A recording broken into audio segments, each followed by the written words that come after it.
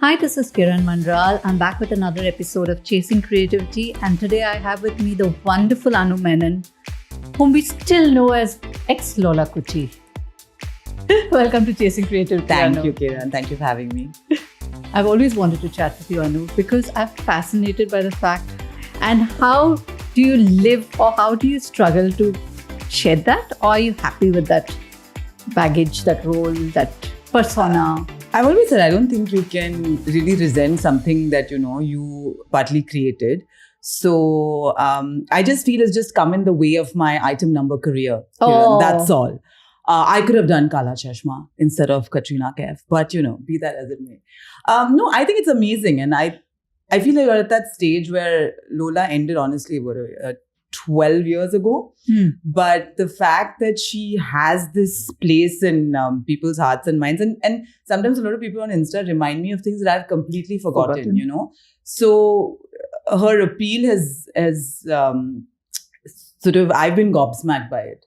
And it's also touching and heartwarming and all those warm and fuzzy things. I can vouch for that because when, my studio and my team found out that you're coming and they were like, oh, wow, we saw her. We were growing up and we loved her and they're also excited about it. And I've always wondered, you slip into a character as a process and it's very different from who you are in real life, except for the fact that, of course, Malayali, that's the only thing I can see in common. You build on this character becomes part of you for so many years. And when you need to slip out and to do a different role, have you ever found that difficult in a way? Or, sometimes do you feel that that comes very naturally to you and you have to put in a little more effort to be the other role that you want to be? So the thing is, I was always used to playing a role. So for me, it was an interesting transition from because I do theatre as well, right? I do one new play every year, and because I love that theatrical process of jamming with other actors and discovering a character on stage, etc. So the thing is, I was always going from one character to the other. So with stand-up, it was the first time, and I guess it's the closest version of yourself on stage, or at least who you are at that point in your life, right? On stage. So I think it was, when people talk about finding their voice, I think I was used to slipping in and out of a character. But for people initially, it was very divided. Some were really happy when they saw me on stage. Oh, this is what she's like without the Lola baggage. And for the others, they were like, oh, what have you done with my childhood? You've taken my whole childhood and this person messaged me and said, and you've just set it on fire. It was like a dumpster fire. And I was like, oh. So now you become responsible for people's nostalgia as well, right? So I think that was the interesting transition as to who you are without playing a character. And I think stand-up has afforded me that. And also it's an entirely new audience now, right? So there's no Lola baggage for most people. Wonderful. And then for the people who remember, that's a bonus. So that's the way I look at it. Lovely. Anu, you come from a family of advertising professionals. You chose theatre. Yeah. What was it about theatre that appealed to you? When was the first time that you realized that, this is my calling and this is what I need to be doing for the rest of my life? So the thing is, because like you said, my parents were in advertising, there was never that doctor, engineer, South Indian family pressure, right? So they had broken the stereotype and that mold and the glass ceiling with regards to that. I thought I would naturally delve into advertising because, it's in the genes, etc. And I was a very quiet, shy child, which people find very hard to believe now. But I would always inflict my mother with stories of what happened in school for that day. And she would say, why don't you go and try out for your school audition? And I was like, no, I'll just, I'll forget my lines on stage. I'll be so nervous. And then she threatened to go to my principal. And I was like, no, that will be really embarrassing. So I'll go for the school play audition. And I got the audition. And so I went on stage at 14, like all my teachers were like, oh my God, Anuradha, where have you been all these years? And I was like, I was a quiet girl in the corner coming, top 3 in class all the time. Seen but never heard kind of thing. So I think for the first time, they saw the quintessential nerd transforming into something else on stage. So I think after that, there was no looking back. So I always say that whatever part of the world you go, there is something incredibly inviting about an old musty theatre. I don't know, it's like the same feeling when you go into a library, the smell of books, it's that. I think it's quite intoxicating. So theatre does that for you, Yes. musty theatre. Absolutely. And your first performance on stage, it's very immediate when you perform on stage. You get the response immediately from the audience. So do you have any memories of that and how it sort of maybe affected you positively, negatively, whatever? So it was a play that I co-wrote with my friend. And when you hear that first laugh, because you're used to practicing, right? But when you get that live reaction of that first laugh, that is an amazingly, I guess, transformative experience. And just the art of knowing when to stop, holding the laugh, riding the laugh, catching the laugh at the right point, just on its way down before you give the next line. These small technical things. And I think what I've realized after many years of theatre is that a lot of things we take for granted actually, for most people, isn't as, like for example, standing at the 3/4 angle, catching the light, knowing when to catch the laugh on the way down in order to give your line. A lot of things we take for granted as stagecraft, but actually is not so as easy as you think. It's just because you've been doing it long enough, So, and I think when you work with different directors, each one teaches you something. And that for me is an incredible takeaway. Everyone's process is different. Like when you move on stage, you move with purpose. You just don't move dhila, You're moving in order to do something. So yeah, I find the whole process of stagecraft, I find it fascinating. Yeah. That's why you're here and that's why you're doing that. You trained in theatre. Yeah. And it's an unconventional career choice, of course, because your parents were in advertising and that went on. At that point, this was way back, so not so long ago. I'm more carbon dated. No, it is way back. No, I'm more carbon dated than you are. But I know at that point, it was like all doctor, engineer. And so peer pressure apart, getting into theatre, training into theatre, and then knowing that you're coming back to a profession which has no guarantees, so to speak. Yeah. Was there any fear? Was there any doubt? Did you think that, what am I doing? Kya hoga kal? I think when you're younger, it's much more simple in your head. You don't overthink it. My mother said, look, if there's something you really want to do, you should pursue it. And I was like, but what do you mean? She said, yeah, just go for it. So I'd gotten a PATH scholarship. And so I went to England to this acting school called East 15 Acting School, which was affiliated with the University of Essex. Best 2 years of my life, because also you're with like-minded people, you're climbing imaginary mountains, wading through imaginary waters and things like that. Sorry, what is the question? I tend to digress a lot. What is your question? Oh, was there any fear? Yeah. So I think in my head, the plan was very simple. I would move to Bombay. I would get a day job that would support my theatre habit. And that was the plan. I wanted to be part of a play that toured the world. I had very, I suppose, realistic dreams of, it was never like I wanted to be a Bollywood star or anything like that. I remember once I'd met a Bollywood director who looked at me and said, if you were a heroine on my film, I wouldn't let you eat at all. So now when I look back, I laugh. But I was thinking, if I really, and it didn't affect me that honestly, because that wasn't the dream. I suppose, but if it was, then I would have been like, oh my God, devastated. But I was like, yeah, okay. So theatre, you just mentioned that you wrote your first play. Yes. Writing has always been a passion with you. You continue to write? You've written a fair bit after that. I mean, I just write my stand-up and I write the odd article once in a while. Right. I should write more, honestly. But I did literature in college. And I went through a phase where I just didn't read any books because you read so much, during that 3-year program. And also you're used to dissecting books. At one point, you forget just the pleasure of reading for reading's sake. Absolutely. So it took me many years after to get back to reading. And now I just blame social media for not letting me read as much as I would like to. And in fact, just before you came, we were talking about how our general knowledge today, all of us, is just Instagram Reels. Yeah, but I suppose, it's a different thing for us. I worry for, say my son's generation. I always say, it's like sometimes a generation that can Google everything and knows nothing. You know what I'm saying? Like, I guess because they don't need to, because they can Google it. Like, everything's available. And it makes sense. Why keep so much unnecessary information in your head? Yeah. But no, the point is that I think when you don't think about failure and stuff as much as when you're taking, say, a risk later in your life, career-wise. So I know a lot of people who were in corporate jobs who say, now suddenly, let's follow our dream. We watch Tamasha and now, this is what we want to do with our lives. I think that you tend to think about that a lot more. Also, when people get married earlier, you don't think about it as much as, oh my God, what if it doesn't work? It's such a risk and blah, blah. I think with the younger you are, you just sink or swim. Absolutely. Or it doesn't enter your, mind's eye as much. Yeah. So what kind of an actor are you, Anu? I'm a director's actor. Because I feel the director is looking at the whole picture.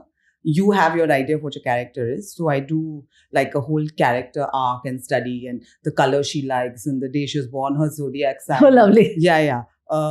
Favorite memory, her relationship with her father and mother. Like you do a whole backstory. So the character is living, breathing person. Not that the audience is going to know, like, she's a Sagittarius, but just for you to give it some color and make her a throbbing human being outside of yourself. So I do all that, and then wherever the director sees this character going, because also has to fit into the larger picture. So I do feel like I am a director's actor a great deal. Yeah. So there's a research that happens. There's a slipping into under the skin of the character that happens. There's rehearsals, of course, that happens. Yes. Anything else that you think is essential to somebody who's on stage to know when they're getting on stage? Just that I think it's important to gel as a unit. I think depending on, I guess, I feel if it's an ensemble cast, it's an added bonus if you all get along, because you're actually like a family, right? You all are, you're traveling together, you live together. So you do become this, little gypsy family going from place to place. So that is my favorite part. I think the friendships that theatre has given me, because also you're not doing it for the money, honestly. You're not making that much money from it, right? It's like you keep your soul happy. So therefore, it's a purer love and a purer love relationship with the stage, which I think is beautiful. How did stand-up come into your life? So I think it was an extension of maybe, something I wanted to try after Lola ended, but I was pregnant at the time, and I don't think maybe India was ready for that time in 2012, like a big-bellied woman on stage cracking jokes. So it was something that I wanted, and I delayed it obviously because then in the first couple of years you're just, you're sleep deprived and irritable and hungry. So I just, I feel it's like an extension of my stage life, and so therefore my stand-up comedy style also is very theatrical. And there are highs and lows and, there's movement and it's very story-based. So I feel, why do people laugh? Like with any humor, it's either because the base is always the truth. Either it's something you identify with, empathize with, or the comedian is giving you a worldview you had never thought about. So either way, there is, that relationship that's built on stage between comedian and audience. So mine are always story-based, always based on something that's actually happened to me. Obviously, there's embellishment and the theatrical license that you take, but the basis is always the truth. And I think that is very important, that you believe in what you're saying, because I think the audience can pick up if the sur is wrong. Okay. That if you're trying to be a shana about it or not, if it's not authentic enough, I suppose. So in that way, it's like an honest transaction, and some days the joke can go, and that's the thing that keeps you, I suppose, grounded and always on your feet, because today the joke can go amazingly and tomorrow it can go like fall flat on his face. And you're just like, what just happened? It's like 20 hours since yesterday. And, new people. New people in the audience. Yeah. So when you write your stand-up skit, are there places you wouldn't go or don't touch at all in terms of themes, topics? Yeah, so the thing is, I have never been a political comedian. I've always been a story comedian. This is what's happened to me. This is what my son said. This is what my husband did. Whatever. So it's not been like so traumatic for me to change my style or anything. But of course, you are cognizant of so many things because literally, like if you do a corporate show, you're told, so Anu, I don't need to tell you, we're very open-minded. We're really open-minded. You can crack jokes about anything except sex, drugs, religion, politics, politicians, authors, actors, coffee, tea, beverages, alcohol, OTT platforms, sports, especially cricket and football. It's like, can I breathe? And they're like, I hope your jokes are funnier than that. And you're like, sure. I'm very concerned about the authors out there. Yeah, I got authors also once. I was like, what power do we have to protest? Clearly, the power of the word, Kiran. You don't realize your own power, Kiran. The pen is mightier than the sword, as they say. I am going to take offense now to many things. Thank you for telling me this. This is a revelation. Yeah. Lovely. Yeah. So, with that whole laundry list of things that you cannot talk about, you still have to come up with content. Yes. For corporate shows. Yes. What is left? This is true. And then, the thing is, even when you talk about your own family, I've got messages of, how can you make fun of your son like this? How can you make... I was like, but if I have to pay for my son's material needs in this material world, I will use him as material. Also, I feel like you can't please everyone. And my thing is, if your trifecta is happy, your family, they are happy with, and they're okay with you, that's all that should matter. So, Bunty from Bhatinda is not your concern. Doesn't matter. Yeah. Absolutely. Very well said.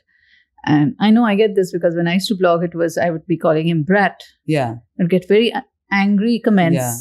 How can you call him Brat? Is he a brat? I gave birth to him. Yes. I will call him what I choose to call him. Yeah. You don't get a say. Yeah. But I get you completely. You do something very interesting called Vigilante. Yes. Which is basically educating people about financial crimes and scams and things like that. But given the fact that the topic is so dry, how do you work around it and make it entertaining like you do? What is your process to come up with the script? I mean, the agency comes up with everything. Do you do anything? And then we just, you just add stuff to it. Because what else, you've got to humanize the character who is selling you this information. And Touchwood, it's a campaign that has done. It's been running for a while. Recently, yes, it has. And I hope it continues. We recently got a lot of awards at the Abbeys. Congratulations. For this campaign we did with Nora Fateh. So I was saying about how, with the introduction of AI, you can get scammed by celebrities saying that this sale is on or that thing. Actually, it's not. It's just AI generated. So they had to use my body with Nora Fateh's face. And I was like, now Anu Menon has arrived in life. And then someone saw her face and said, hey, listen, your face is quite close to hers. I said, sure, just the bank balance and the millions of followers. That's different.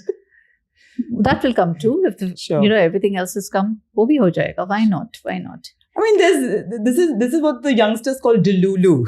And there's no salulu for it, Kiran. We have to make the delulu our salulu. That's true. Yeah. Amongst all the characters that you've played on stage, in the roles you've done, and you've done a few films too, some roles. Yeah, very few. Yeah. Yeah.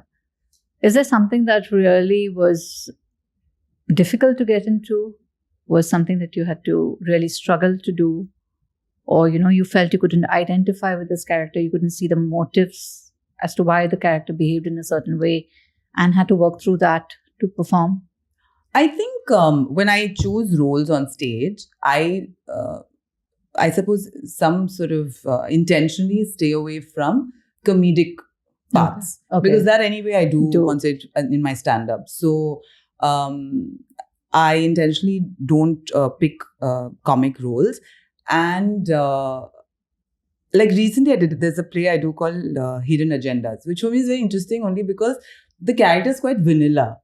So for me to like infuse life into a vanilla human being was challenging. And I think that is why you take it up as well, right? Because of the challenge of that. So I think, Kajol once said this, and I really admire the fact that she's so honest about it. She said, people give me a lot of credit as an actress, but I feel like, I've taken the roles of very strong women because that has come easier to me. And therefore, people say, oh, wow, what a wow, wow, wow, what a wow. But actually, it's because that has probably come easy to me, which is why I've taken them up. And so I do feel when the character is a lot weaker, that it is a greater challenge for you to, as a woman that you would consider yourself, with some self-awareness, strong or not, that would be the challenge. It's a very interesting perspective. Yeah. And when you are in a role, I mean, you're preparing for something, a character on stage or film or whatever that you do. You did say that you do your research and you want to find out whether she's Sagittarius with Capricorn rising or whatever. Yeah. So how far or how deep do you go into building up the character in your head? Are you the sort who will actually go and dress like the person or go and visit the place that the person may have come from? These are all, but most, unless it's a historical thing, because once I played Sarojini Naidu in a play about Gandhi. So then that is like heavy research based.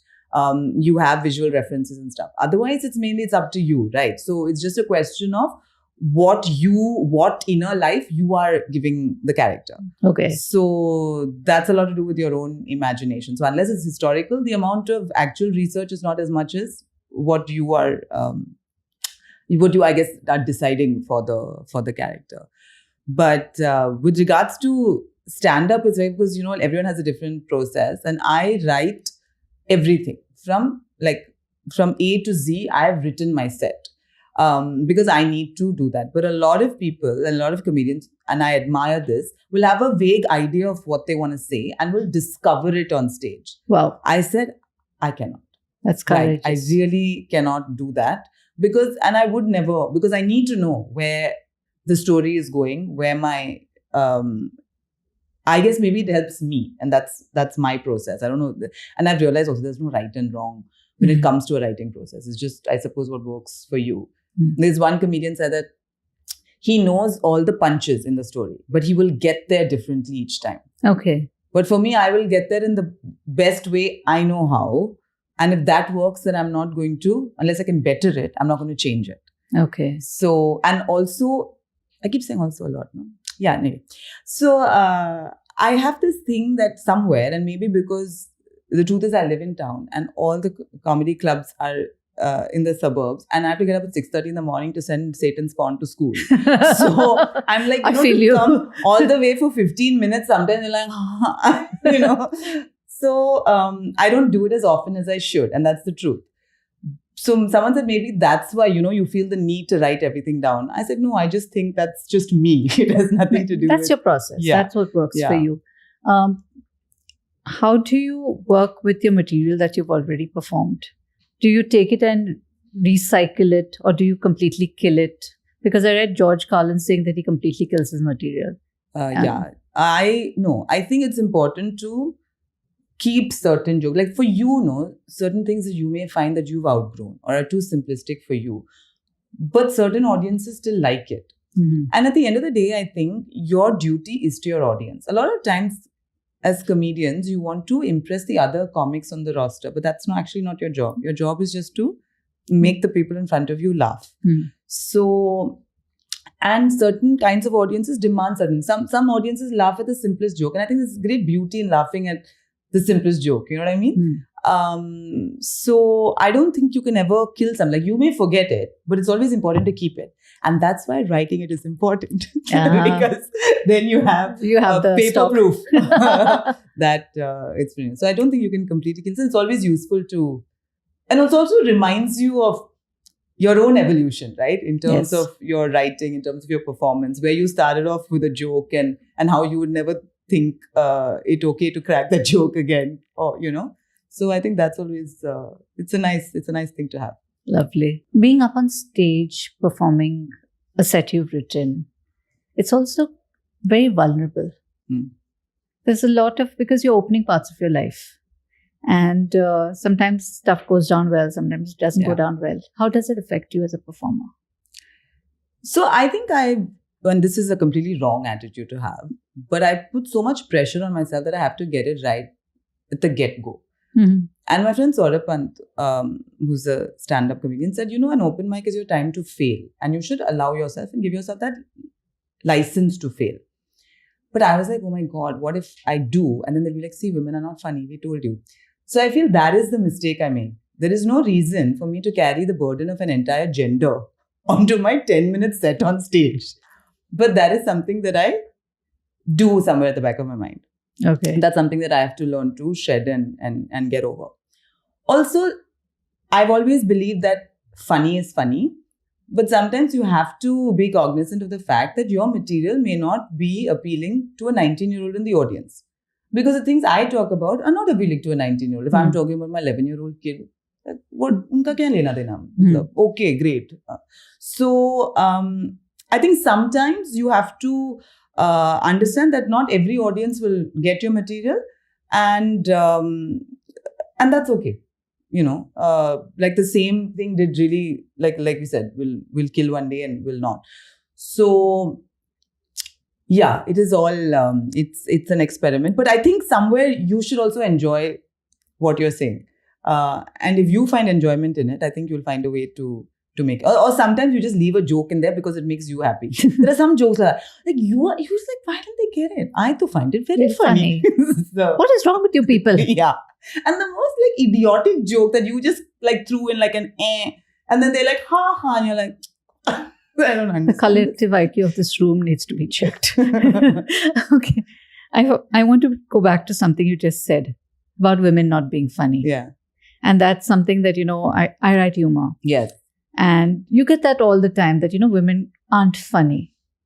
Why do you think that exists? Because women are damn funny. Do you think, I've heard all sorts of reasonings for this, because humor shows intelligence threatens, whatever. What is your take on this? Oh, Kiran, how much time do we have? We have 5 minutes. We have 5 minutes. No, I think it's also the idea of, are women encouraged to be funny, right? If you go from when your child is small, look, when I look back now, all the girls wanted to be Elsa. So for the fancy dress, they all wanted to be a princess and be pretty, right? There was one girl who came as a witch. Lovely. And I was like, that is the girl with a sense of humor. Lovely. Right? So when you're distributing lines in a play, okay, the girl will get the chunk of 20 lines and the boy will be like, what's that? And everyone start laughing. Because the duffer has been given only that line because he can't remember 20 lines, right? Because girls are just conscientious and they want to be teachers' pet and they will do all their work really well. And you know what I'm saying? So, whereas boys are like, and girls will say, oh my God, he's so funny the way he said, you know what I'm saying? So, women are also encouraging of boys' stupidity that passes off as the Stockholm syndrome is happening. Yeah, totally. In a way, it is. So it's a question of, I suppose, whether women are encouraged or in an environment where they're encouraged to be goofy and silly. But it's I suppose, more palatable from a boy than sit properly, you're a girl. Girls don't do that. And of course, boys, my son faced that as well when some uncle said, don't cry, are you a girl? And my husband said, no, if my son wants to cry, he will cry. So I think now, of course, things are changing, but the etymology is what? Girls are not encouraged to be funny. They don't think it's cool enough to be funny. Or it's the same thing. Girls don't know sports. It's not true. You're just not finding the right girls who know sports to put them on TV, right? So it's just that. Hopefully, next generation of girls will get it right. So Yeah, I'm crossing my fingers. Yes, and also it is a powerful tool, Kiran. It is a powerful tool. Very. Maybe it's rarer, but it doesn't mean it doesn't exist. But you can see that it wields power when you say something and people laugh and smile and like man ko tasalli milti hai ki, that, You hold the room. Yeah. Totally hold the room. Yeah. Yeah, and that's something I think men are not very keen on giving up. In a sense. I suppose also, again, like they're not used to it. Mm-hmm. They're not used to women being as funny or funnier, as the case may be, Interesting. What's coming up next from you, Anu? I have no idea. I have to finish writing my second stand-up special, which I've just been pushed. Now I have no excuse because my son's school has shut. So now I'll have to finish those last 20 minutes and go to comedy clubs to try material more. But that's something I want to do. Finish my second stand-up special. And we'll see what happens from there. And what about in terms of theatre? Is there anything coming up that you're really looking forward to? Yeah, so there's this play I'm part of called Hidden Agendas. And it's running on June 23rd and 27th. So that's like, I think, a couple of shows a month, which is, it's very entertaining. It's very entertaining, and it's moving, and it's raw, and it's a lot of things all put into one. And it's a cast that's great, and we all get along, and we quite like each other. We're not even acting. That's the best part of it. Yeah. Is there some character that you want to play that you're going to write for yourself? I have actually. I've written a one-woman monologue, and I would like to see that maybe. Also, I'm a very lily-livered South Indian, Kiran. Like, I'm a very pushy for myself. I'm a bit like, jo hoga, so hoga, you know. In the shark eats shark world. Yeah, it's not worked out for me. I think also we're in a profession where we don't know what's around the corner. You know, it's sometimes I feel you can't really plan everything, because sometimes an opportunity comes up that you didn't foresee. And so I think at this stage in my life, I was always a planner. And now I'm a little more, we'll see, which is a huge change for the part Taurian in me. The part Taurian? Yeah. Part Gemini? Or Yes. Okay. Cusp Taurus Gemini. Earth sign and air sign. So I'm suspended in limbo in between. 21st May, 22nd Yes, May. 21st May. Yeah. My husband's, yes? Yeah. We share the same birthday, right? Same birthday. Yeah. That's what I guessed. Yeah. Lovely, Anu. I hope you get a chance to do that monologue that you wrote and you spoke about. Thank you. Look forward to seeing that. And all the very best for whatever you do. Theatre, stand-up, writing your plays, writing your books. I hope to see a book out from you soon. But Kiran, just tell me, are you always serene and have the sense of equanimity? I just want to know. Like, do you just levitate every morning and give everyone a complex? Or this is just... Levitate every morning. I wish. Every morning it's like, chatta mata. Like, I don't think that you would be unruffled about anything, Kiran. I was telling our common friend Meghna Pant this. I said, I love this Kiran. I want to be Kiran Manral. So you don't want to be Kiran Manral, because Kiran Manral is a duck in the pond with legs are paddling madly and just gliding on the surface. Every morning you put something on Instagram. How many thoughts does she have? Every morning you put something out. Words for the wise. And I'm like, shit. It's amazing. It's Kilroy was here. I just have to mark my presence on Instagram. I can't do reels. So I have to do that, to be honest. But thank you so much. No. Thank you. Thank you, Kiran. Thank you, Kiran. This was lovely. Thank you.